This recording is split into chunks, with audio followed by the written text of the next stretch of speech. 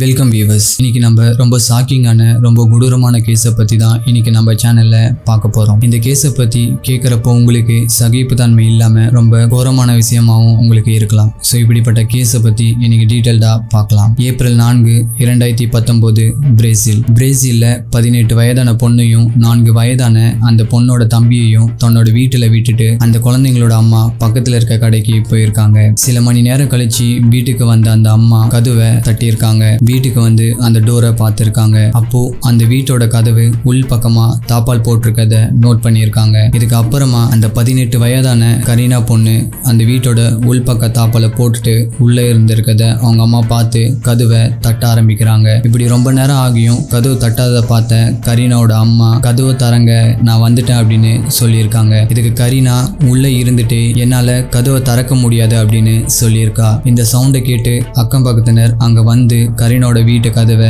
Open பண்ணி பார்த்திருக்காங்க. இப்படி அந்த வீட்டுக்குள்ள வந்த ஒரு சில பேர் அங்க இருக்க கோரமான விஷயத்தை பார்த்து அதிர்ச்சியில உறைஞ்சு போறாங்க. ஒரு சில பேர் அங்கேயே வாமிட் பண்ணி கீழே விழுந்திருக்காங்க.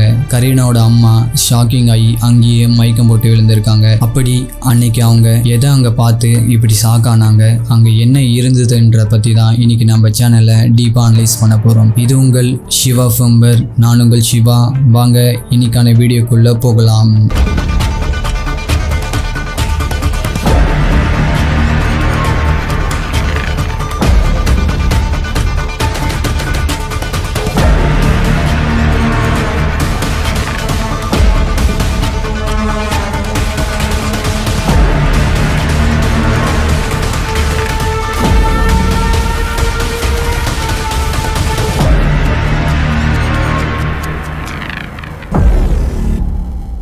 Crime, thriller, mystery, strange, solve, unsolved cases இதெல்லாம் உங்களுக்கு பிடிக்கும் அப்படின்னா, இதோட ஃபேன் அப்படின்னா இப்போவே நம்ம சேனலுக்கு சப்ஸ்கிரைப் பண்ணிட்டு நம்ம சேனலுக்கு சப்போர்ட் பண்ணுங்க. மேலும் நம்ம யூடியூப் சேனலில் போடக்கூடிய கேஸ் பற்றின crime scene images, crime scene videos இது எல்லாமே யூடியூப்ல காமிக்க முடியாதுன்றதுனால நம்மளோட அஃபிஷியல் டெலகிராம் குரூப்ல தான் நான் ஷேர் பண்ணுவேன். நம்ம சேனலோட அஃபிஷியல் டெலகிராம் குரூப்போட லிங்க் டிஸ்கிரிப்ஷன் அண்ட் பின் கமெண்ட்ல கொடுத்துருக்கேன். ஜாயின் பண்ணி செக் பண்ணி பாருங்க. டெலகிராம் யூஸ் பண்ணாதவங்களுக்கும் நம்ம சேனலோட அஃபிஷியல் வாட்ஸ்அப் சேனலோட லிங்க்கும் டிஸ்கிரிப்ஷன் அண்ட் பின்னடு கமெண்ட்ல கொடுத்துருக்கேன். ஜாயின் பண்ணி செக் பண்ணி பாருங்க அண்ட் சப்போர்ட் பண்ணுங்க.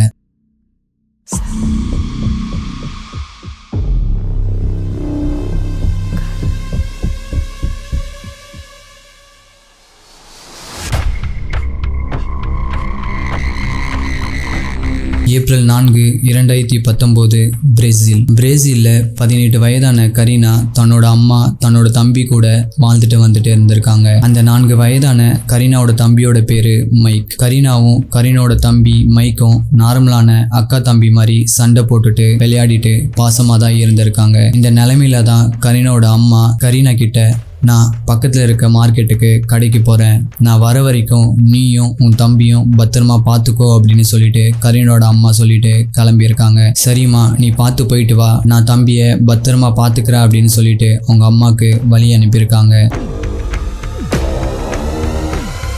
இப்படி பக்கத்தில் மார்க்கெட் கடைக்கு போயிட்டு ஒரு சில மணி நேரங்கள் கழிச்சு கரீனோட அம்மா தன்னோட வீட்டுக்கு வந்திருக்காங்க. அப்போ கதவு உள் பக்கமா தாப்பால் போட்டிருக்கத பார்த்து கதவை தட்டியிருக்காங்க. அப்போ யாருமே கதவை திறக்காததுனால கரீனாவோட அம்மா, பசங்களா நான் வந்துட்டேன், கதவை திறங்க அப்படின்னு கத்தியிருக்காங்க. அதை மீறியும் கதவு திறக்காத கரீனா, என்னால கதவை திறக்க முடியாது அப்படின்னு உள்ள இருந்தே சொல்ல ஆரம்பிச்சிருக்கா. இதை கேட்டு கரீனோட அம்மா, இவ உள்ள என்ன பண்றா, எதனால கதவை திறக்க மாட்டாங்க அப்படின்னு பயந்து அவங்க வீட்டுக்கு கொஞ்சம் தூரத்துல இருக்க ஒரு இடத்துல வாழ்ந்துட்டு இருக்க தன்னோட தம்பிக்கு கால் பண்ணி இந்த விஷயத்த சொல்ல ஆரம்பிக்கிறாங்க. இதை கேட்டு தன்னோட தம்பி தன்னோட ரிலேஷன் எல்லாருமே கூட்டிட்டு கரீனாவோட வீட்டுக்கு வர ஆரம்பிக்கிறாங்க. இப்படி வந்த எல்லாருமே கரீனாவோட வீட்டை தட்ட ஆரம்பிக்கிறாங்க. இந்த சத்தத்தை கேட்டு அக்கம் பக்கத்தினர் எல்லாமே கரீனாவோட வீட்டுக்கு ஓடி வராங்க. இப்படி எல்லாருமே கரீனாவை வெளியே இருந்து கூப்பிட்டு கரீனா கதவை திறக்காததை பார்த்து இதுக்கு மேல இது வேலையாகாது சொல்லிட்டு கரீனாவோட அங்கிள் கதவை உடைக்க ஆரம்பிக்கிறாரு. இப்படி கதவை உடைச்சிட்டு உள்ள போன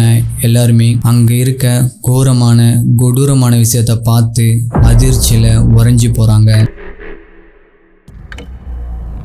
அங்க கரீனாவோட அம்மா கரீனா செஞ்சதை பார்த்து அங்கேயே மயக்கம் போட்டு விழுந்திருக்காங்க. அப்படி கரீனா அங்க என்ன செஞ்சு வச்சிருக்கானா, தன்னோட தம்பியை குத்தி கொலை பண்ணி கத்தியால கழுத்தை அறுத்து தனியா எடுத்து பெட்ல வச்சிருக்கா. இது மட்டும் இல்லாம உள்ள வந்த கரீனாவோட அங்கிளை அட்டாக் பண்ண ஆரம்பிச்சிருக்கா. அது மட்டும் இல்லாம பக்கத்துல இருக்க கல்லை தூக்கி தன்னோட அங்கிள் மேல தூக்கி அடிச்சிருக்கா. இதுக்கப்புறம் கரீனா அந்த சம்பவ இடத்துல இருந்து தப்பிக்க ஓடி இருக்கா. ஆனாலும் அங்க சுத்தி இருந்த மக்கள் கரீனாவை எப்படியோ பிடிச்சி கையை கட்டி இருக்காங்க.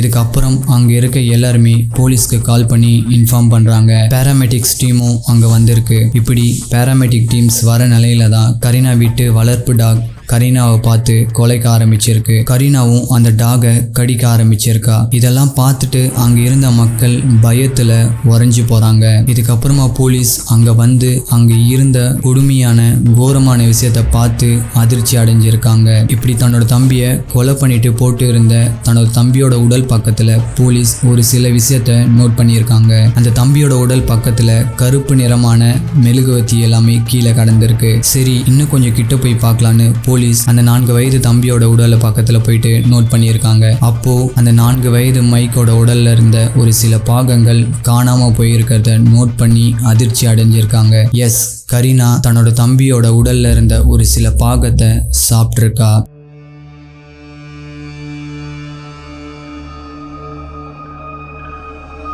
இப்போ போலீஸ் கரீனாவை உடனடியாக அரெஸ்ட் பண்ணி போலீஸ் ஸ்டேஷனுக்கு கூட்டிட்டு போயிட்டு விசாரணையை ஆரம்பிக்கிறாங்க. போலீஸ் கரீனா கிட்ட, நீ தம்பியவே கொலை பண்ற அளவுக்கு என்ன நடந்தது, நீ எதுக்காக உன்னோட தம்பியவே கொலை பண்ண அப்படின்னு கேட்க ஆரம்பிக்கிறாங்க. ஆரம்பத்துல பேசாம இருந்த கரீனா எவ்வளோ கேட்டும் சொல்லாம இருந்திருக்கா. இதுக்கப்புறமா இன்வெஸ்டிகேட்டர்ஸ் கிரைம் நடந்த பிளேஸ்க்கு போயிட்டு அங்க இருக்க க்ளூவை கலெக்ட் பண்ண ஆரம்பிக்கிறாங்க. இதுக்கப்புறமா கரீனா கொஞ்சம் கொஞ்சமா நடந்த விஷயத்த போலீஸ் கிட்ட கன்ஃபெஸ் பண்ண ஆரம்பிக்கிறா. அவ போலீஸ் கிட்ட கன்ஃபெஸ் பண்ணது இதுதான்.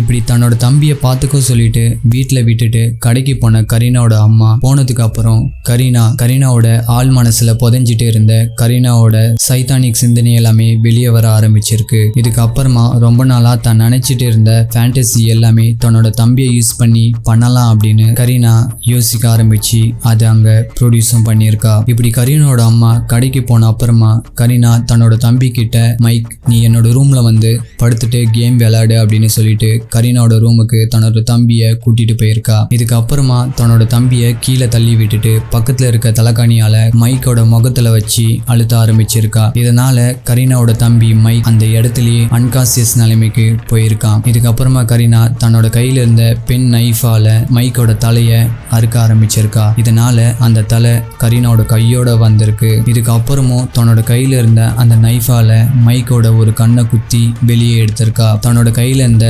லைட்ரால மைக்கோட பாதத்தை எரிச்சிருக்கா. மைக்கோட பிரைவேட் பாகத்தை அறுத்து அந்த இடத்துலயே அவ அதை அப்படியே சாப்பிட்டிருக்கா.